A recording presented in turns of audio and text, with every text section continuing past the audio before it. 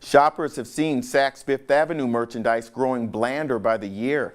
But there's a new boss in town, all the way from London's prestigious Harrods department store. Can she take Saks back to its luxury high fashion roots? On Style columnist Christina Binkley joins me now. Christina, what's happened to Saks Fifth Avenue since the recession?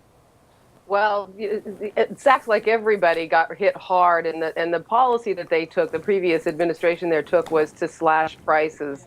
So a lot of listeners today probably remember buying things on sale at Saks in the last 5 years or so at as much as 80% off.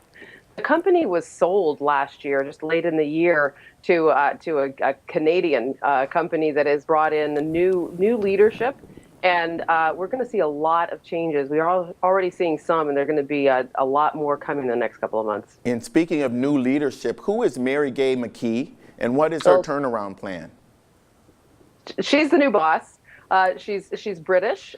She points out that she is a 48-year-old woman, just like the average Saks customer, although I don't think she looks like average anything. She has a reputation for having turned around Harrods when she was the chief merchant at Harrods, which is her last job she just came over from.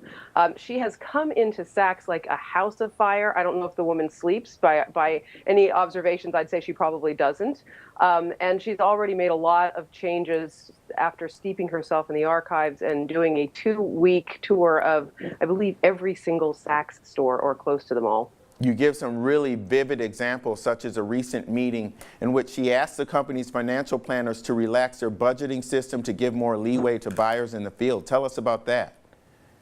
Yeah, imagine that meeting. Budget guys, just throw out your budgets, right? Yeah. You know, what she's saying is that she wants to fill Saks with, for one thing, more expensive, but more fabulous, more wow kind of looks.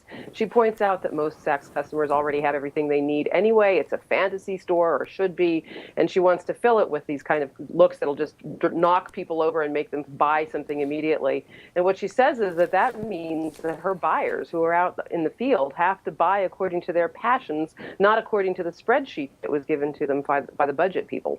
Okay, so the 2014 collections hit stores in June. What can people expect?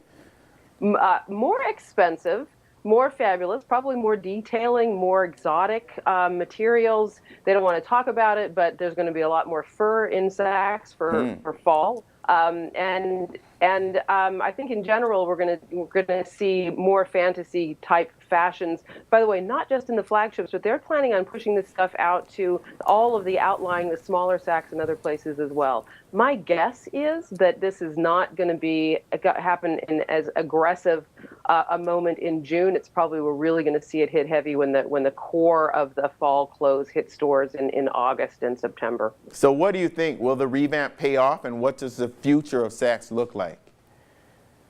Well, you know, all these things, you can have great ideas, and if you don't execute them well, then they're a failure, right? So we have yet to see how it's going to be executed. I'd say this is exactly where the luxury industry is headed, though. We're seeing still a lot of price pushback from consumers at the upper middle class level. The more expensive the products get, the less price resistant there is in luxury these days. So certainly if I were running a luxury store, I'd be going for the craziest, most fabulous stuff. All right. Christina Binkley, always good stuff. Thank you so much. Happy to, Lee.